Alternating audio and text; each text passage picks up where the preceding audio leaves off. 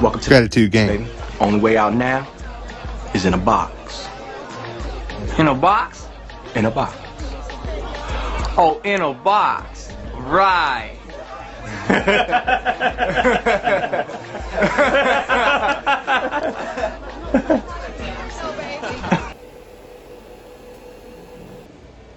Don't stop till you get enough.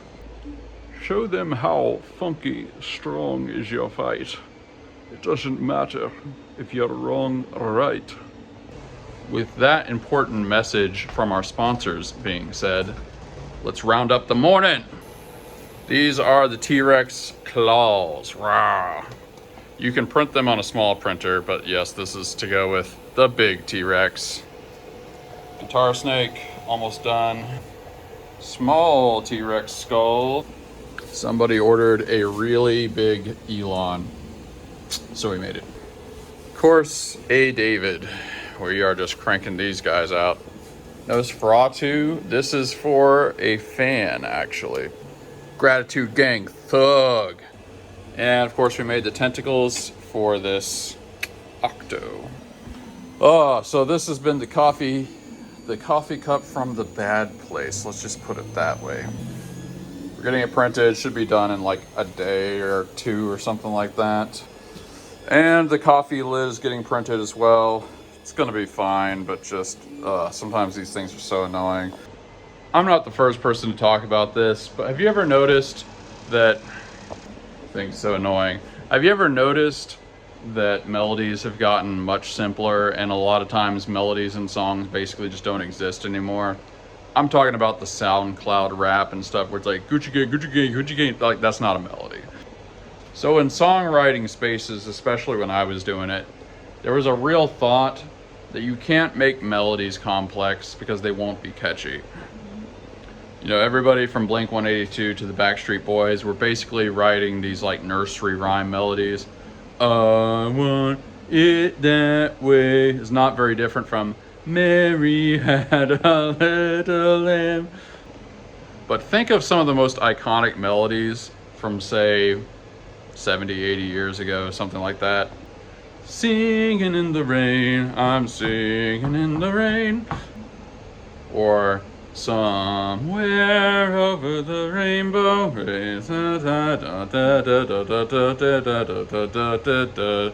Like that's obviously really catchy. Everyone knows that song and it's pretty complex. These are not antithetical things. Or like, take me out to the ball game, take me out to the like that's not a simple melody, but like everybody knew that. I actually forget why I brought this up. There was some really good reason. Maybe it'll come to me. Whatever, that's a nugget. Maybe it was just because I had Sean Connery doing Michael Jackson lyrics. Alright. One thing I really appreciate about Sean Connery is when he gets a role that's going to make him the most famous he's ever been. They're like, okay, so everybody's Russian in this. And then he's like, I'm just going to keep being Scottish. Well, we got all the machines going. Just got a message from a Canadian guy I know. He's chopping down trees. He has a wood burning stove and stuff, and that's how they heat their house. Maybe Southerners aren't going to understand, but like there's just something about heating with a wood burning stove. Not only does it obviously keeps you warm, but it kind of smells a certain way, and it's just very comforting. Feels like what nature intended. Man, it is just beautissimus out. Eat it, people who live somewhere cold. We out here. So I'm getting gas. You know what bothers me about this? If you folded this down, it would not reach the corner, which is clearly what it's implying. So this is not long enough to reach there. The tune she hums. If you're not drinking coffee, you're dunking up. Dunkity dunk yourself before you punk yourself. Stopped by and got more taco stuff. Already went through all those mole tacos, and now I really need more. Ugh. Christmas season is a lot of work. There's not very much time for fun things, but like, it's gonna pay off. We're eating good, we're keeping on the plan, not going crazy. Like one of the first Christmases that I ever had where I was selling a ton of stuff, I got like a lot of delivery food, and actually I was pretty fat back then. I was at least 30 pounds heavier. It was just really unhealthy, and by the end of that it just felt horrible. And even though I'm like kind of exhausted all the time working at this pace, you know, it's really not that bad. But yeah, we're not going crazy, we're not spending a bunch of money, we're just like doing the work, being diligent. Feels good. Feels like I'm heading towards a really nice juicy reward at the end of this. To give people some idea of the economics of Tacoology, I just paid, I think, 32 bucks for 4 pounds of meat, which I'll probably get at least 4 rounds of tacos out of, maybe a bit more. I've already got all the other stuff for tacos at the shop. Got purple onions, the mole, Salvadorian cream. Man, it's traffic-y today. So, plus I got a couple other things. So that's in the $32 figure. So it's like probably $7 a meal or something like that. I know I've said it a bunch of times, but if you live in the Southwest or anywhere even close to that, and you can go to like Mexican supermarkets and stuff, man, make tacos and burritos and stuff. It is the ultimate way to eat cheap. At carcenerias like that, meat markets, you can usually get pre-marinated meat. Like that was $5 a pound or something. Tortillas are not expensive. A lot of the other stuff you're gonna put on there is not expensive. It's so clutch. Taconomics, baby. You can't argue with math. Oh, there's the guy spilling my packages all over the ground. Candle time. Oh, somebody got cheesed. Well, let's get cracking. This is all somebody's drumstick hanger, holder, wall, thingy order. Looks like they're getting searched. Glad it's not me today. Hamanja. Black Octo.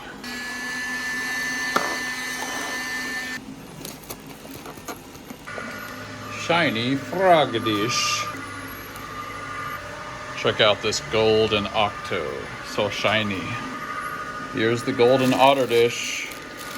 And I do kind of hope these become a big seller because they are pretty cool, honestly.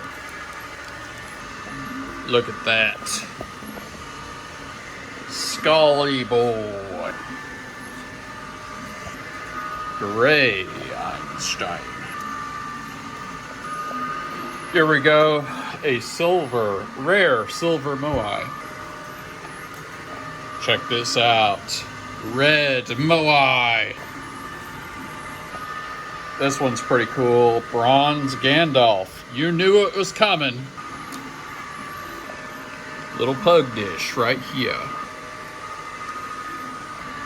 Check out this blue octo.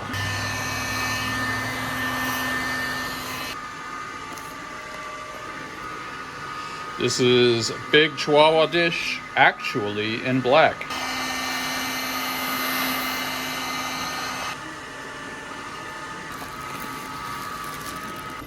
Time to package the big skulls.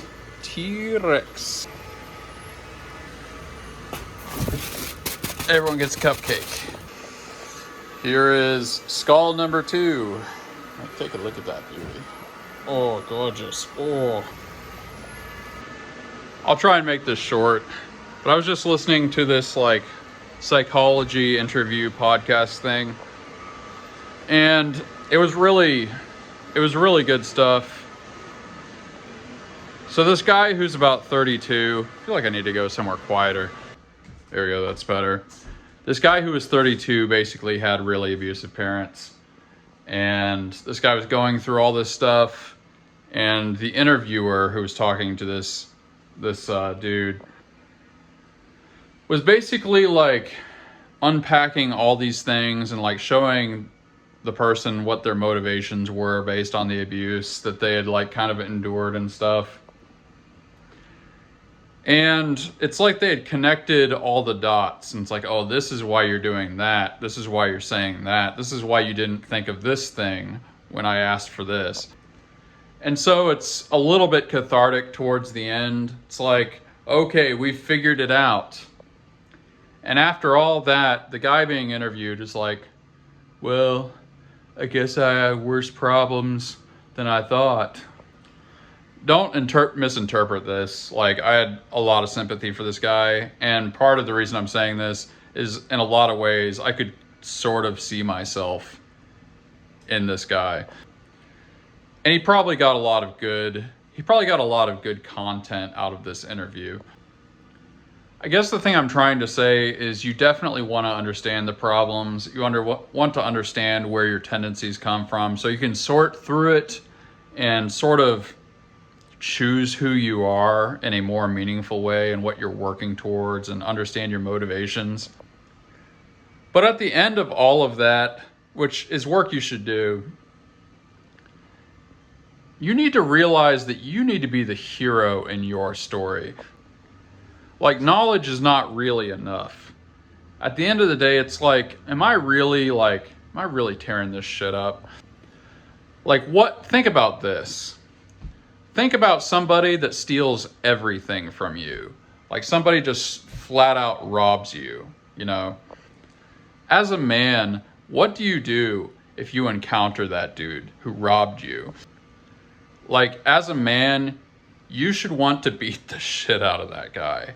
And if you can't do that, the next best thing you can do is just come back even stronger.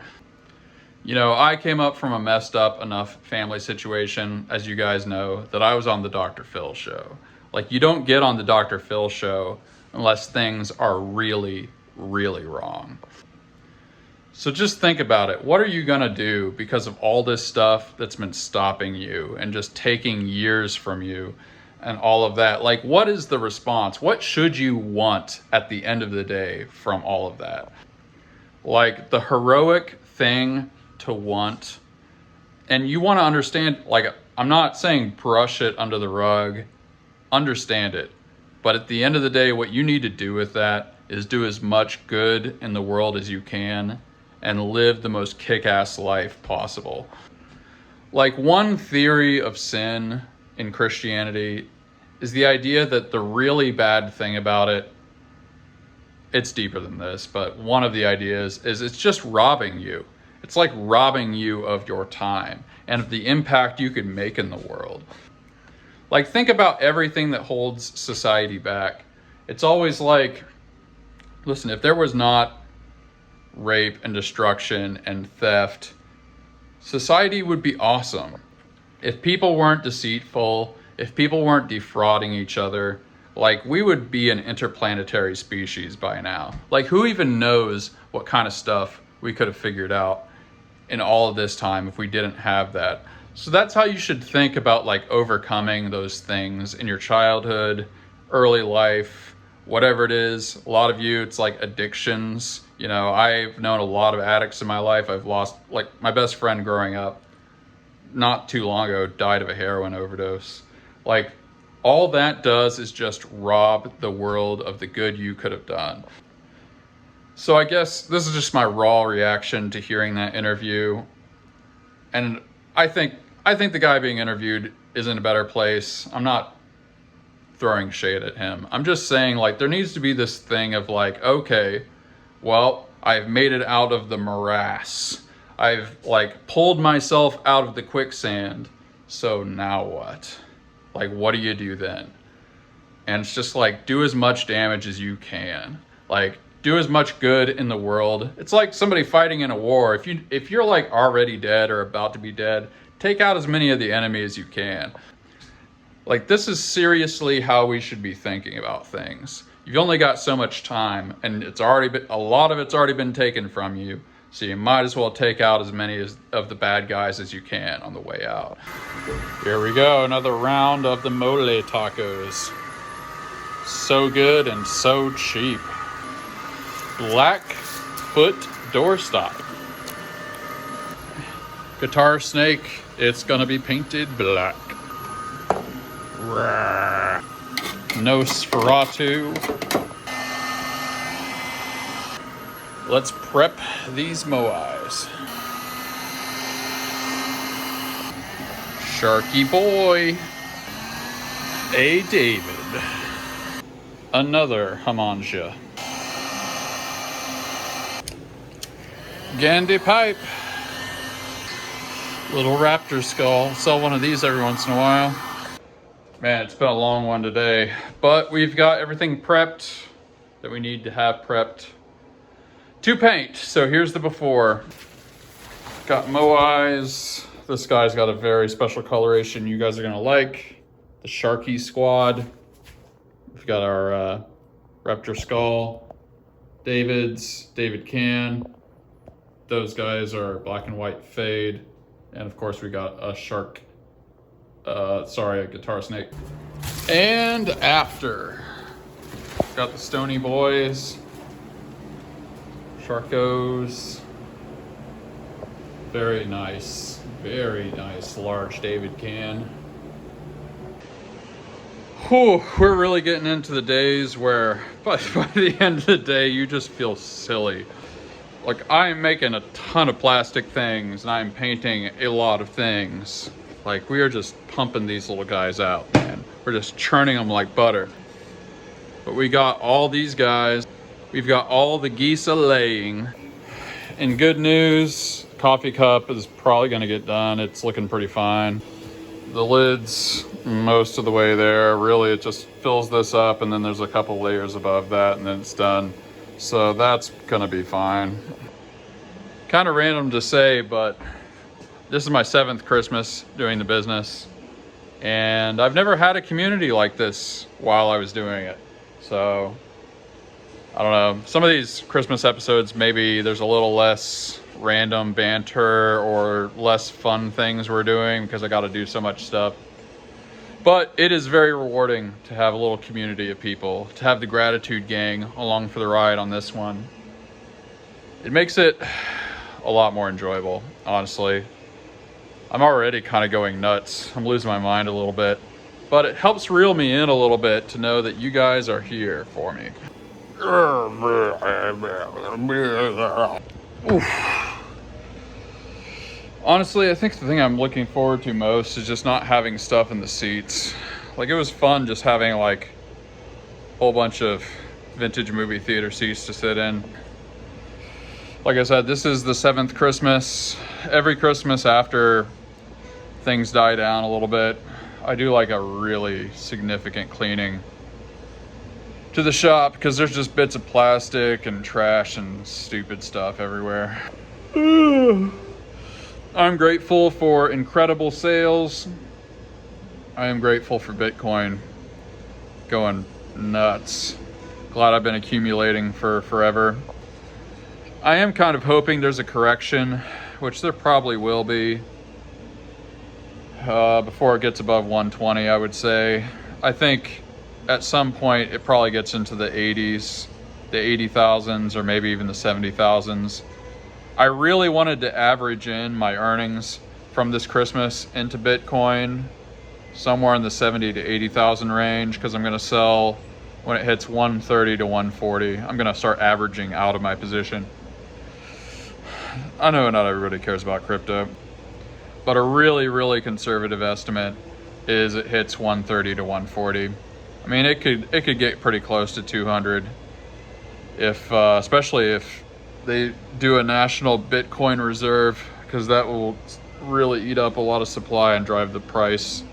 It depends on how long they do it over, because if they buy it all at once, that creates a price spike. But if they do it gradually, maybe a little less, but either way, Bitcoin's going up, baby. I guess I have to say not financial advice, but I have been investing in Bitcoin since 2016 or something like that. Let's read some stuff from the Discord thread, comments and questions. In response to the last episode, Ambassador Naranek, or something like that, asks, when do the ads arrive at M3's 3D? guess I don't know what that means. Does he mean like, when am I gonna start doing ad reads? I don't think I'm ever gonna do ad reads. If I do ad reads, it's gonna be for my business. Like, I think I may never have sponsors. Like, I don't wanna read stuff about like Raycon earbuds or Raid Shadow Legends. If I ever do anything like that, it's just gonna be like a business I own. Like, why would I promote some other thing? I may have really misinterpreted that comment, so Ambassador, if you want to clarify, I will answer next episode or whatever. The Ambassador is a big contributor to Discord. We like having him there. Not trying to disrespect, an official dignitary. Joe on Discord responded, "Hey, he answered my question about what he does for fun, thrifting." Yeah, I kind of thought of that like after I said that, after a while. I mean, when it's less busy, I'll like watch movies sometimes. I used to watch shows, but I kind of got out of it. Maybe I actually bought this box set of Early Edition. It was this early 90s sitcom where some of you are old enough to remember this. Early Edition, the premise was like there was this average Joe kind of guy who just got tomorrow's newspaper today. And there would always be something in the newspaper about somebody getting hit by a car or some building burned down or somebody robbing a bank or something. And so he would like go and try to prevent that. And obviously most of the time he succeeded. Like, spoiler alert, but that's how every 90s sitcom was. And I watched a good bit of it. It kind of dropped off after a while, but it's like a good show. But more importantly, it's like, man, TV used to just be kind of wholesome, It's like there was never like some narrative or some agenda or some political thing being woven into everything. Not that everything is political nowadays, but so much stuff is, kind of, even if it's in subtle ways. It's like in the early 90s, it was just, people just wanted to watch a show about somebody saving a dog from a fire. It was a better time. Mike D22 on Discord. Again, join Discord if you want to get your questions and comments prioritized. Mike D22, do you monitor your shop at all with cameras? Yes.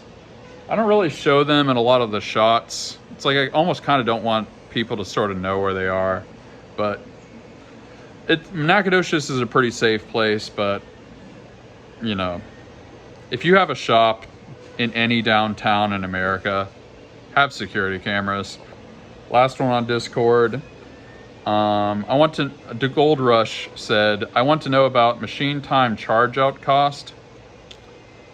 I don't know what that is. Gold Rush is a big contributor to the Discord, so please clarify if you're seeing this.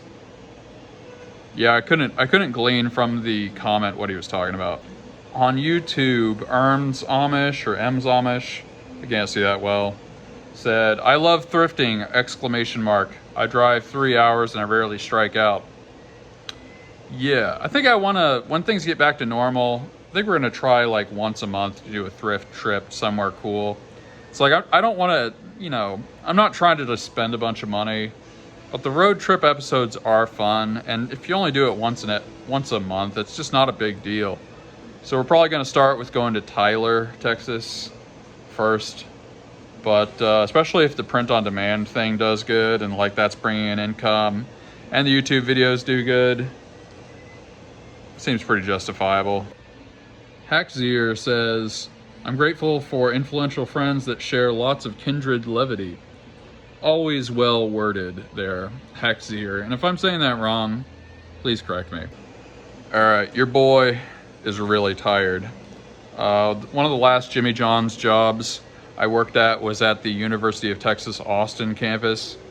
And I remember there was it was, like a week per year, right, leading up to midterms.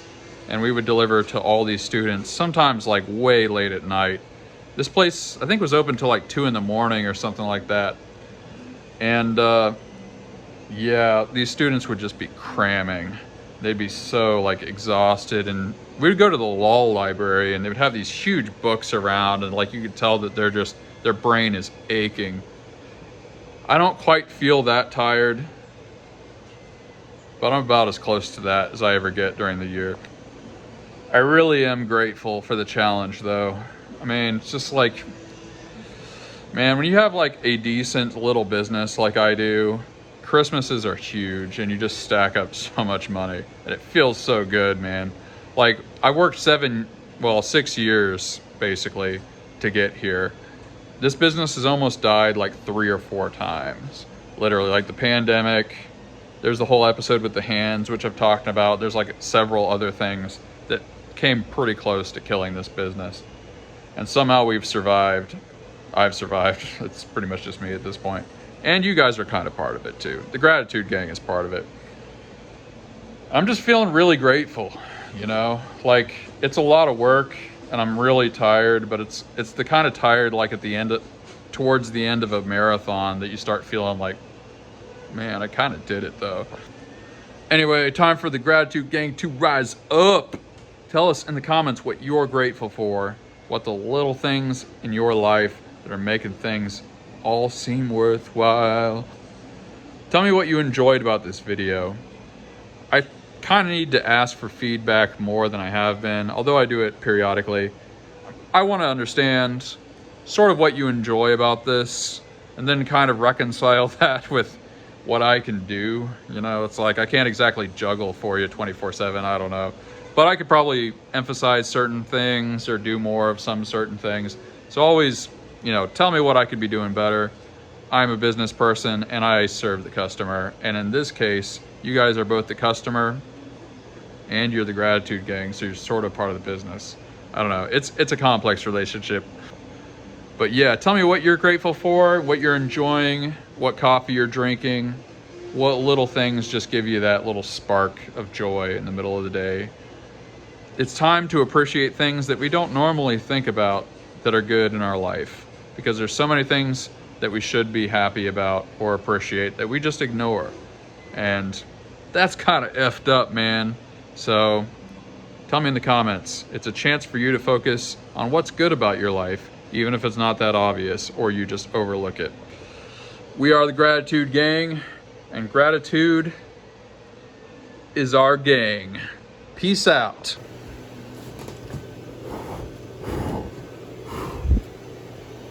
I understand you're a man that knows how to get things. I'm known to locate certain things time to time.